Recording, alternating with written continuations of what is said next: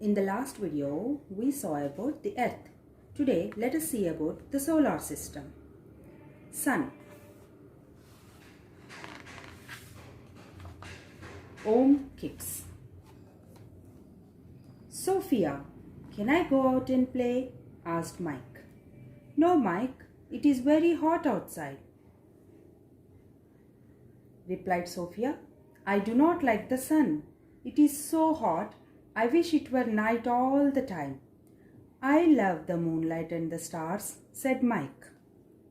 The kids wanted to go outside to play, but they don't like the hot sun. They want the moonlight all the time. But Mike, the sun is also a star, said Sophia. Then why does it come out during the day? Asked Mike, puzzled. The sun does not come out or move. The sun is a very large star at the center of the solar system. This is the solar system, which we studied in the first book, Earth. All the planets revolve around the sun in a fixed path called the orbit, said Sophia. How is that possible? Wondered Mike. It's because the sun has a very strong gravitational force. This keeps the planets in their orbits, explained Sophia. Now I understand. The sun is important because it keeps the earth on a fixed path, nodded Mike. See, if there is no sun, all the planets will be going all around in the space. They won't be in a fixed path.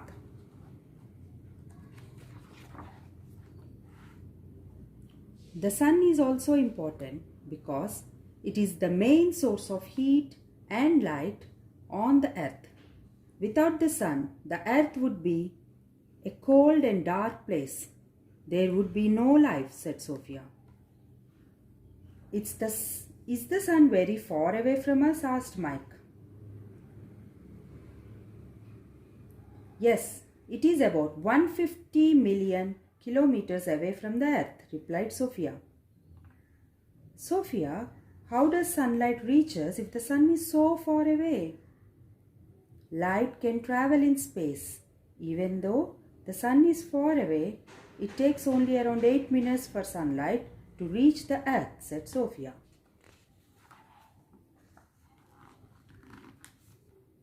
When sunlight reaches the earth, some of it is absorbed by the earth's atmosphere and some of it is reflected back into space, she added. This is Earth's atmosphere. So, we don't get direct sunlight. Some of it is absorbed by atmosphere, some of it is reflected back into space, and some of it passes through. This maintains a temperature balance on the earth, which is very important for life to sustain on the earth, explained Sophia.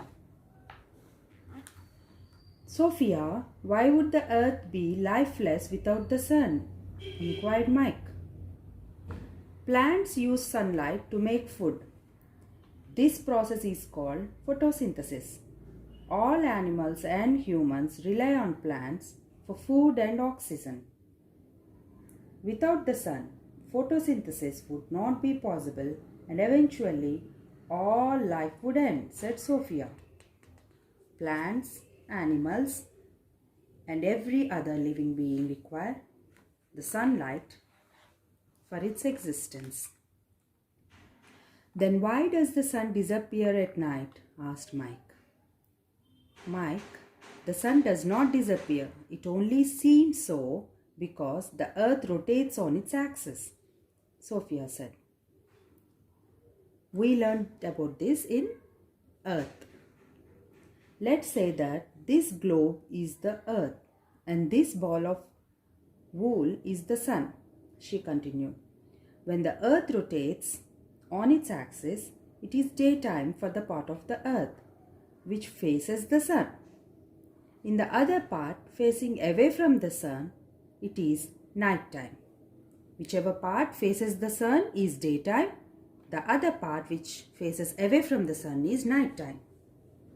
The earth also revolves around the sun as it rotates.